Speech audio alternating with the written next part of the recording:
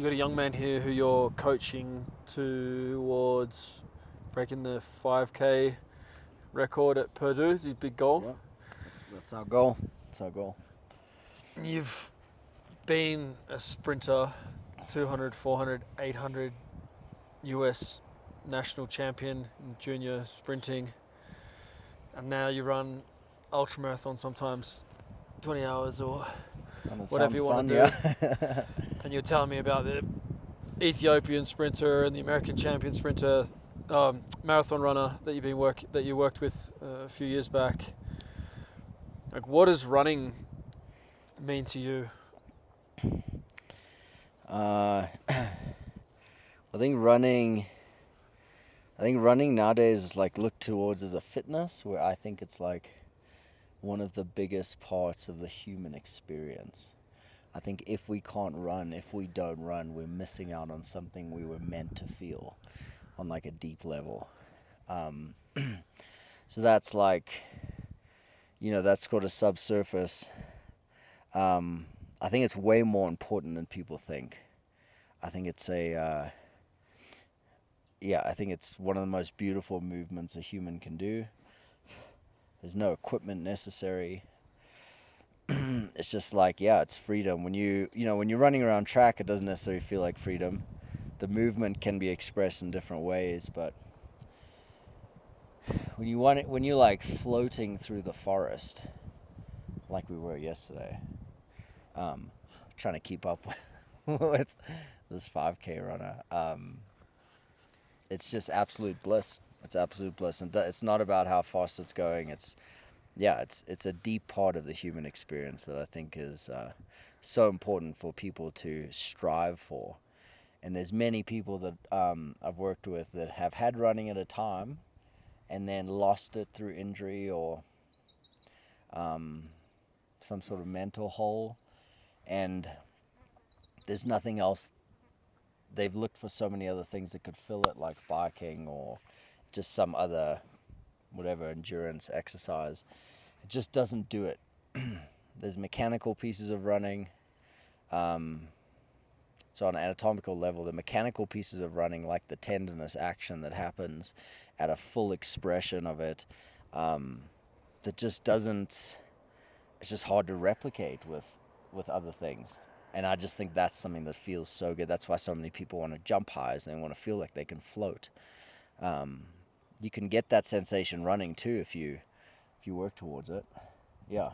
Yeah, that's what I was sort of thinking about yesterday. And you've been giving me lots of coaching and cues around, imagine that I'm being drawn forward, and imagine that I'm just springing off the ground. It doesn't actually take any energy. I was even playing the game in my mind because the runner that you're working with there is light, and I was playing the game in my mind of like it's an advantage to be heavier in the upper body because it means that there's more for you to spring along, so it's more momentum. And I was just playing games in my mind of thinking about how easy and smooth and effortless this is. Yeah.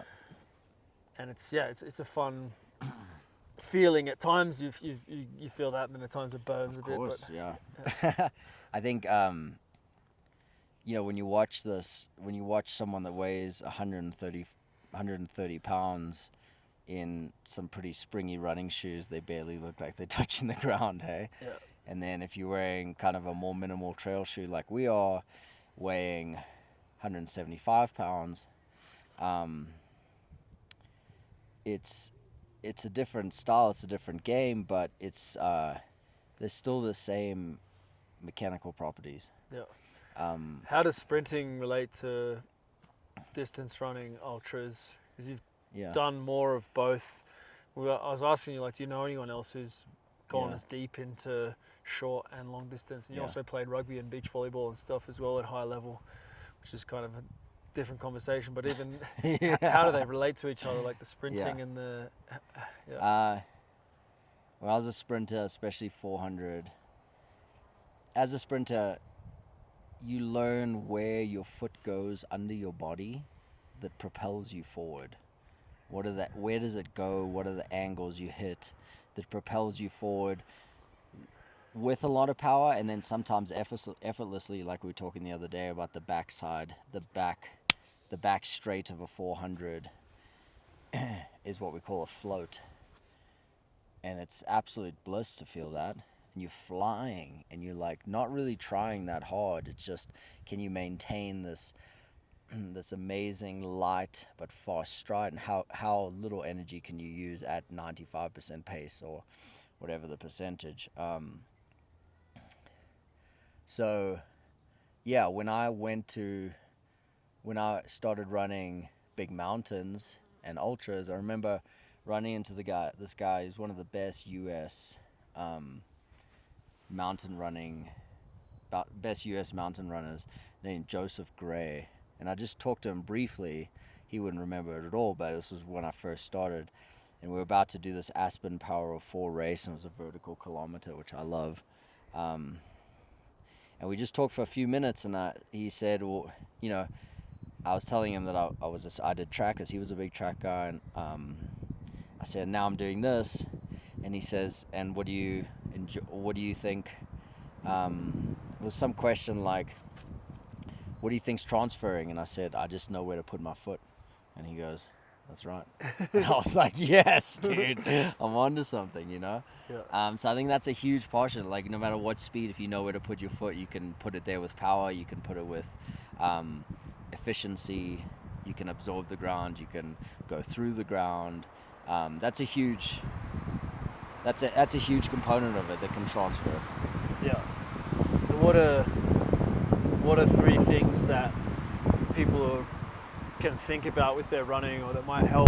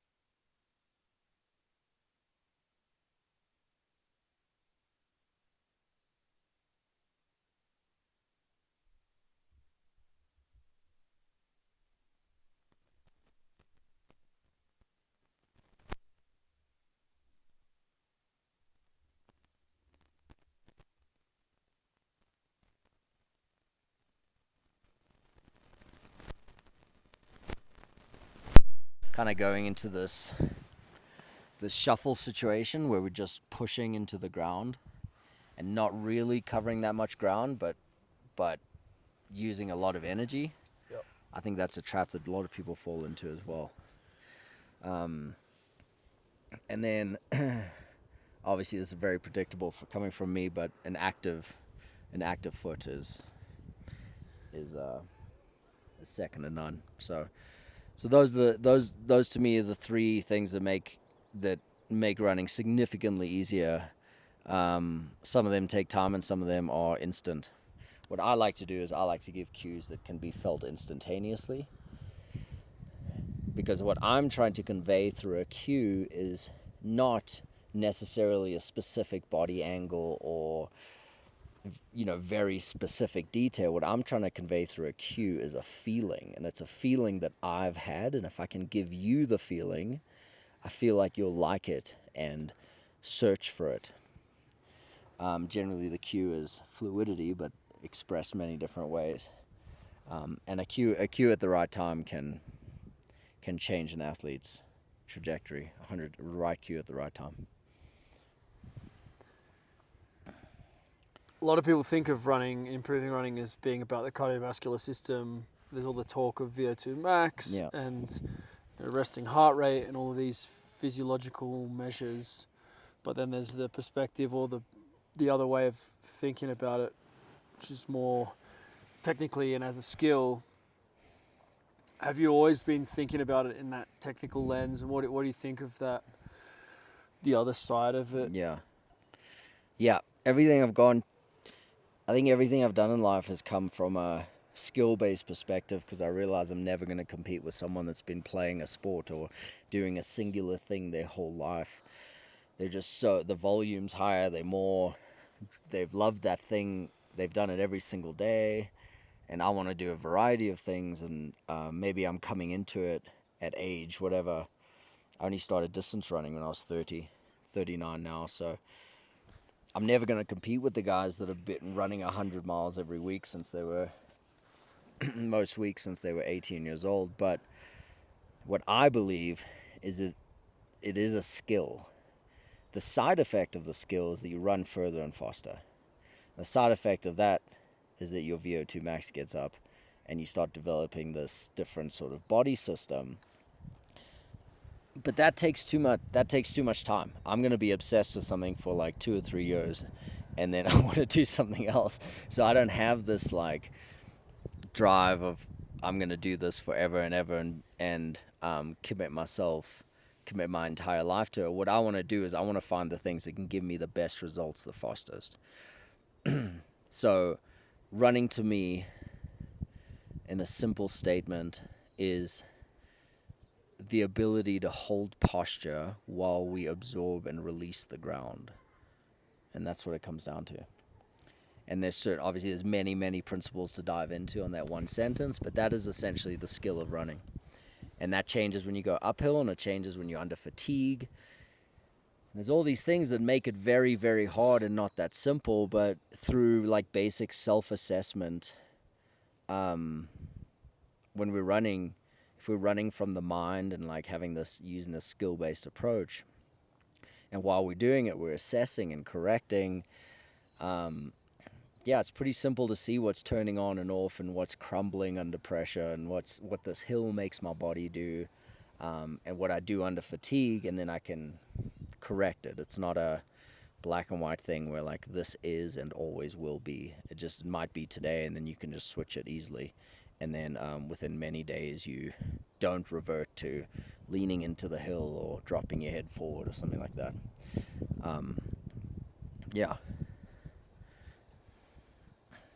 So I just think the skill-based approach is so much easier. Like, or the other side is, well, you can also just max out your volume until you find your limit, and then you inevitably break, and then you can heal or not heal, and then you can find your way from there too. And some people do that and they're happy with that. I'm just not happy with that.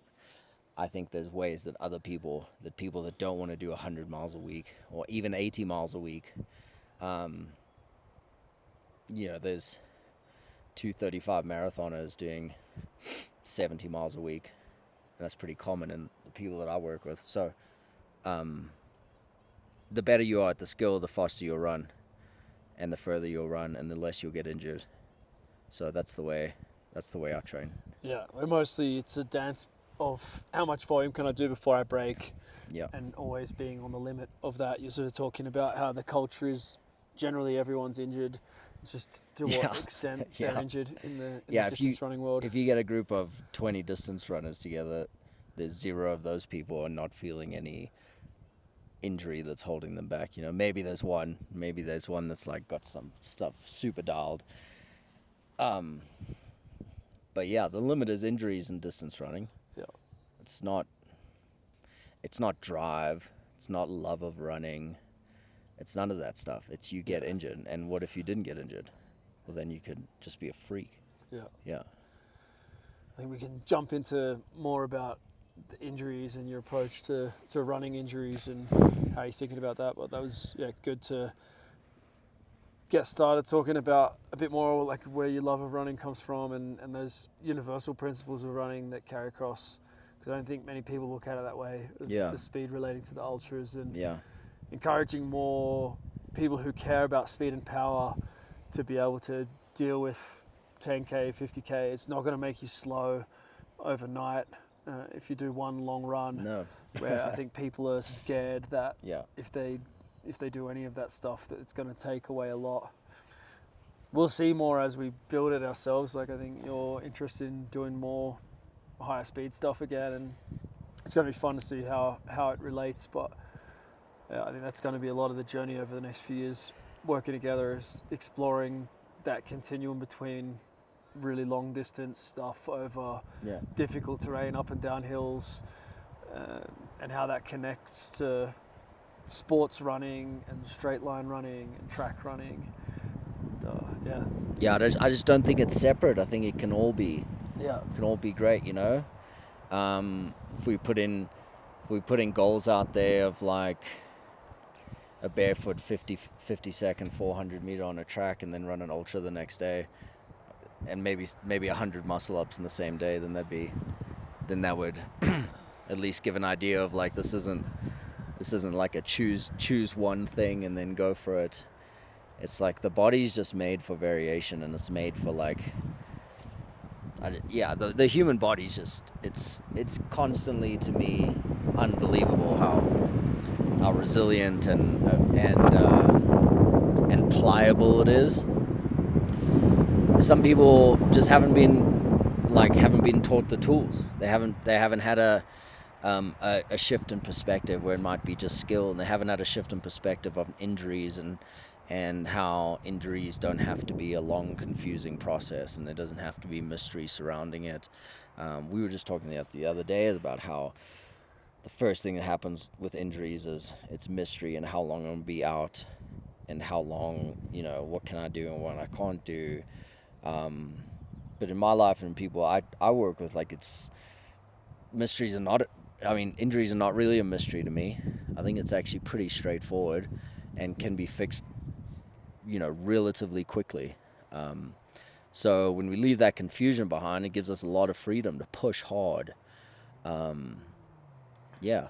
And it's more, we mentioned in the previous conversation there, if it's really more fun to be able to do ultras and feel like you can sprint than just to do one or the other. You might, people would be like, well, you're not going to be the best in the world at ultras if you try and run a fast 100 meters or a fast 400 meters. Yeah. You're not going to be the best at, vice versa. Yeah. But what if it's more fun? What if it's a better Yeah. life? Like, what if, how many people are actually going to be the best in the world and make any money from it? Or it's okay not to be the best in the world. Yeah, You can just have a great life, you know? Yeah. But what's less fun is when you can do all the ultras you want, but then you can't lift the box for your wife.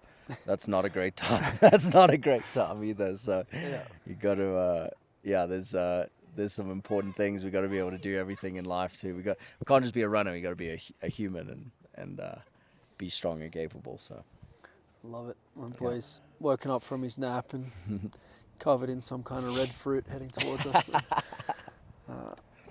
Looking forward to diving deeper on it. But more importantly, embodying this journey together. I'm encouraging you. You got your bikes out the other day, found them out of the storage. Black and gold. You've got me running on the trails, and we'll do some higher speed stuff at some point soon as well. We've got Justin Mucci and Zach Woodward and some of the others from the network coming out for the July camp. Still got 1 or 2 spots for that. If you're a coach and you would like to experience a very different approach to building athleticism through myself and Mitchell, as well as the other guys that are coming, there's an opportunity for that. If you'd like to get a consult or understand more about what Mitchell is doing and helping you to run or overcome injuries to get back to running short or long distances with better skill, go to denseclub.com and you can see in the shop there's an opportunity to connect with Mitchell. And if you're injured, don't fall in the hole. It's not worth it. Just reach out. It might be hard to believe, but it's been proved many times in my life. We can get through things really easily and quickly. You don't need to fall in a deep dark hole and miss the things that you love doing. It's not that difficult actually. So just reach out and we can help. Promise. Yeah, he's got different methods and philosophies to anything that I've seen previously. That's part of the reason why I came across the world to spend some time with him, and it's been a good time, and looking forward to the next month here as well. Till the next one. Shot boys.